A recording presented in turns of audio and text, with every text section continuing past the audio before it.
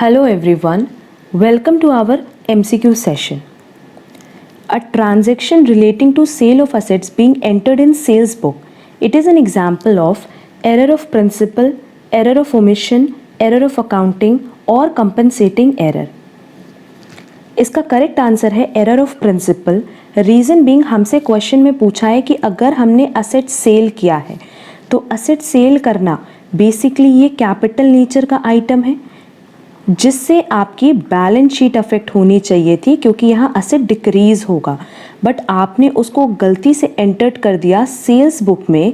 Sales book मतलब जहाँ पे हम सेल ऑफ गुड्स की बात करते हैं, दैट इज़ रेकरिंग नेचर की बात कर रहे हैं या रेवेन्यू नेचर की बात कर रहे हैं जिसको हम पीएल में रिकॉर्ड करते हैं. तो कोई ऐसा आइटम जिसको बैलेंस शीट में रिकॉर्ड करना था और आपने पीएल में रिकॉर्ड कर लिया, या पीएल में रिकॉर्ड करना था और आपने बैलेंस शीट में डाल दिया, तो इस एरर को हम कहते हैं error of principle. Error of principle मतलब जनरली जहां आपने कैपिटल को ट्रीट किया एज रेवेन्यू आइटम और रेवेन्यू को ट्रीट किया एज कैपिटल आइटम. तो इसका करेक्ट आंसर होगा A, error of principle. Next question पे चलने के पहले हम बता दें कि for BHU BCom entrance exam ये सारे MCQs बहुत इम्पॉर्टेंट है.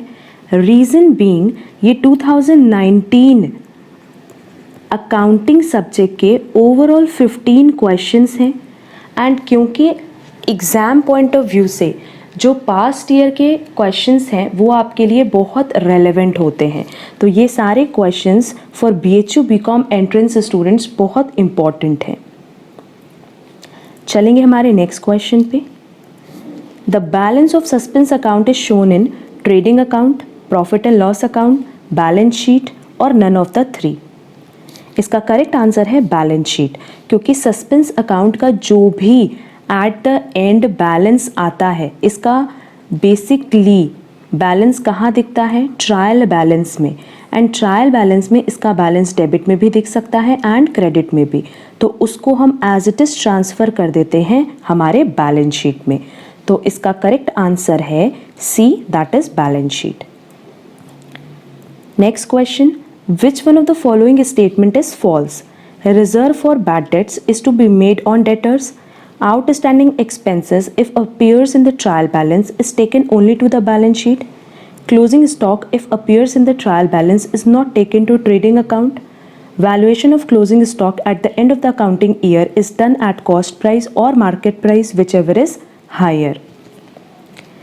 इसका करेक्ट आंसर होगा D, that is valuation of closing stock at the end of the accounting year is done at cost price और market price whichever is higher. क्योंकि हमारा concept ये है एज पर कंजर्वेटिज्म मेथड कि हम अपने closing stock का valuation करते हैं कॉस्ट और market price whichever is lower, and यहाँ आंसर में दिया हुआ है हायर. इसके अलावा हम इन दोनों को भी जस्टिफाई कर सकते हैं. रीज़न बीइंग अगर हमें पता हो तो हम जितनी भी चीज़ें विद इन ट्रायल बैलेंस हैं उनका एक ही ट्रीटमेंट करते हैं बुक्स में, एंड जो एडिशनल इन्फॉर्मेशन में दी होती है उनका दो ट्रीटमेंट करते हैं. तो आउटस्टैंडिंग एक्सपेंसेस ट्रायल बैलेंस में दिया है तो बट ऑब्वियस वो सिर्फ बैलेंस शीट में दिखेगा, एंड क्लोजिंग स्टॉक अगर विद इन ट्रायल बैलेंस है तो वो भी सिर्फ बैलेंस शीट में दिखेगा, ना कि ट्रेडिंग अकाउंट में. एंड क्वेश्चन पूछा था कि कौन सा स्टेटमेंट फॉल्स है, तो इसका आंसर होगा D. Next question, provision for depreciation on fixed assets made in profit and loss account of the accounting year will be deducted in the balance sheet from the book value of the asset concerned, from the market value of the asset concerned, from the original value of the asset concerned, or from the inflated price of the asset concerned. इसका correct answer होगा from the book value of the asset concerned. जब आप provision बनाते हो for depreciation of fixed assets तो इसका मतलब अब तक का जितना भी डेप्रीसिएशन चार्ज हुआ होगा उन सब को आप एक्यूम्यूलेट करते हो, दैट इज़ इकट्ठा करते हो, और इकट्ठा करके प्रोविजन बना देते हो, that is provision for depreciation.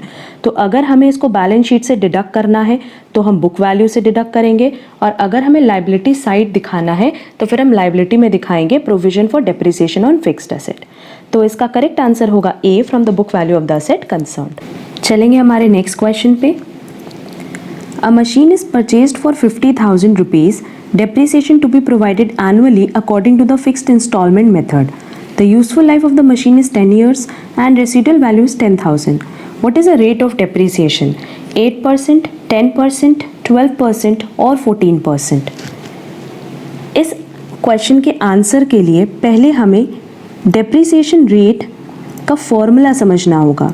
Depreciation rate का फॉर्मूला होता है annual depreciation divided by cost of asset. तो कॉस्ट ऑफ असेट तो 50,000 दी है, बट हमारे पास एनुअल डेप्रिसिएशन नहीं दिया है, तो पहले हम एनुअल डेप्रिसिएशन फाइंड आउट कर लेते हैं। एंड क्वेश्चन में हमसे बोला है with the help of fixed installment method. Fixed installment method is straight line method, that is SLM method. तो इसका फॉर्मूला है cost of asset minus residual value जो कि दिया है 10,000 divided by useful life which is also given 10 years. तो इसका answer हो जाएगा 40,000 डिवाइडेड बाय 10, 4,000। मतलब हर साल का डेप्रिसिएशन आएगा 4,000। तो अब डेप्रिसिएशन रेट फाइंड आउट किया जा सकता है। 4,000 हमारा एनुअल डेप्रिसिएशन है divided by cost of asset is 50,000 into 100। अगर हम इस सम को सॉल्व करें तो हमारा आंसर आएगा 8%। तो इसका करेक्ट आंसर होगा A, 8%। चलते हैं हमारे नेक्स्ट क्वेश्चन पे।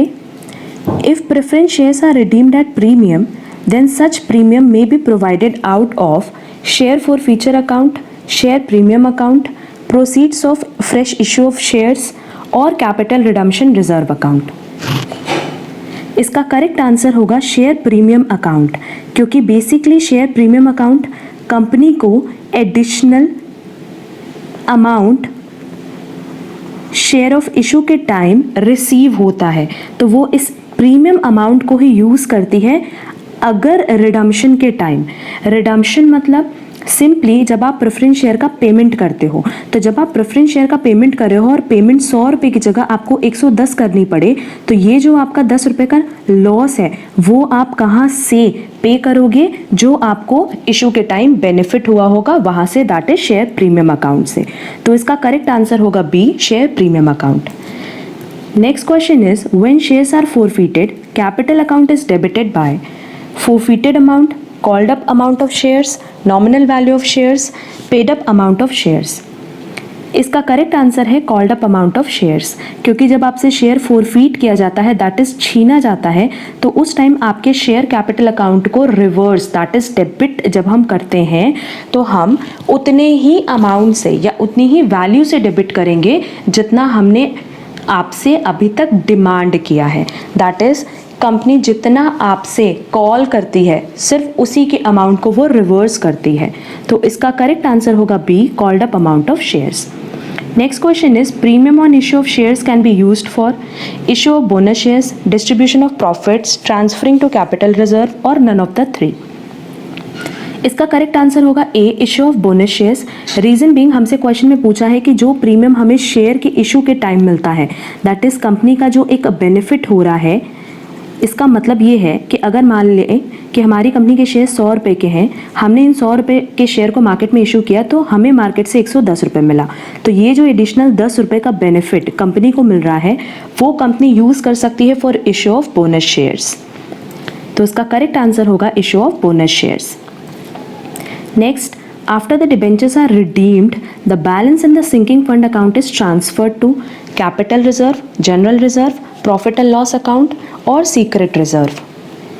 इसका करेक्ट आंसर है जनरल रिजर्व, क्योंकि जब क्वेश्चन में ये पूछ रहा है कि अगर डिबेंचर्स का रिडम्पशन हो गया, फॉर डिबेंचर्स रिडम्पशन हमने सिंकिंग फंड अकाउंट बनाया है, दैट इज कुछ अपने रिजर्व्स को ब्लॉक करके रखा in the form of sinking fund account so that हम उसको यूज़ कर सकें for redemption of debentures.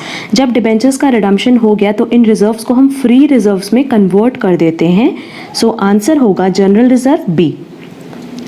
Next, debenture holders are creditors of the company, customer of the company, owner of the company और none of the three. इसका answer है A, creditors of the company. Creditors of the company मतलब simply कि company जिनको pay of करेगी। Debenture holders कौन होते हैं? जिनसे कंपनी ने कुछ ना कुछ इन रिटर्न पैसा लिया है, किसके बदले? डिबेंचर्स इशू करके। तो उस केस में कंपनी लायबल है डिबेंचर होल्डर्स को पे करने के लिए, तो डिबेंचर होल्डर्स कंपनी के क्रेडिटर्स होंगे। दैट इज, इसका करेक्ट आंसर है A, creditors of the company. Next question, the goodwill brought in by the new partner is withdrawn by the old partners in their new profit sharing ratio, old profit sharing ratio, capital ratio और equally। वैसे अगर इसका correct answer हम देखें तो sacrificing ratio होना चाहिए, क्योंकि नया पार्टनर अगर कोई गुडविल ला रहा है तो सारे जितने भी ओल्ड पार्टनर्स हैं उसको सैक्रिफाइसिंग रेशियो में विड्रॉ करेंगे। बट क्योंकि हमारे पास आंसर नहीं दिया है तो सैक्रिफाइसिंग रेशियो के बाद करेक्ट आंसर होगा ओल्ड प्रॉफिट शेयरिंग रेशियो, कि ओल्ड पार्टनर का जो भी ओल्ड प्रॉफिट शेयरिंग रेशियो था उसमें वो गुडविल को डिस्ट्रीब्यूट करेंगे। देयरफॉर आंसर होगा B, old profit sharing ratio. Next, X, Y and Z are partners in the ratio of 1/2, 2/5 and 1/10. What will be the new ratio of the remaining partners if X retires? 2:1, 4:1, 5:1 और 3:1। इसके correct answer के लिए हम ये देख लेते हैं कि क्वेश्चन में हमसे पूछा है कि अगर एक्स रिटायर कर रहा है तो सिंपली जब एक्स रिटायर कर रहा है तो वो अपने शेयर्स किसी को नहीं दे रहा है तो हम उनके शेयर्स को कट कर देंगे। नाउ वाई एंड जेड के बीच में जो रेशियो बचा वो है 5/2 / 1/10। अगर हम इसका सेम कर दें एलसीएम तो 10 हो जाएगा। 5, 2 2 ज़ा 4:1, तो हमारा करेक्ट आंसर होगा 4:1, दैट इज बी। इसका करेक्ट आंसर है 4, इसका करेक्ट आंसर है B, that is 4:1। Next, in case of retirement और death of a partner, all accumulated profit and losses are transferred in capital account of partners in the new profit sharing ratio, old profit sharing ratio, capital ratio और none of the three। इसका correct answer होगा old profit sharing ratio, क्योंकि retirement के time या death के time या even admission के time भी अगर आप बात करो एक्यूमुलेटेड प्रॉफिट की, that is past year profit और लॉसेस की, तो उसका डिस्ट्रीब्यूशन हमेशा ओल्ड पार्टनर्स के बीच में होता है in old profit sharing ratio. तो इसका करेक्ट आंसर होगा B, old profit sharing ratio. हमारा नेक्स्ट क्वेश्चन है, bank balance as per passbook is 20,000, dividend of 1,000 collected by bank but entered in the cash book as 100। The cash book balance is 20,900, 21,000, 20,000 और 19,100। हमारे पास question में cash book and passbook की बात कर रहा है, जहां पासबुक का ओपनिंग बैलेंस 20,000 है एंड बता रहा है कि ऑलरेडी बैंक ने 1,000 रुपये का डिविडेंड कलेक्ट किया है, बट यहाँ पे उसने 100 पे दिखाया है, तो इसमें वो वैल्यू कितने पे दिख रही होगी? 1,000 में। तो नो डाउट इसको और इसको इक्वल करने के लिए हम यहाँ 900 ट्रांसफ़र करेंगे। ये प्लस साइड है, ये माइनस साइड है, तो अल्टीमेटली हमारे पासबुक का बैलेंस कितना हो जाएगा? 19,100। जब आप माइनस करोगे, क्योंकि यहाँ जो 20,000 दिख रहा है उसमें ऑलरेडी 1,000 इंक्लूडेड है, बट कैश बुक में कितना है? 100। तो पासबुक और कैश बुक मैच करने के लिए यहाँ से जो आपके पास 900 एक्स्ट्रा है आप उसको क्या करोगे? माइनस करोगे। आंसर आएगा 19,100 एंड ये 19,100 आपका बैलेंस हो जाएगा कैश बुक बैलेंस। तो इसका करेक्ट आंसर होगा डी, 19,100।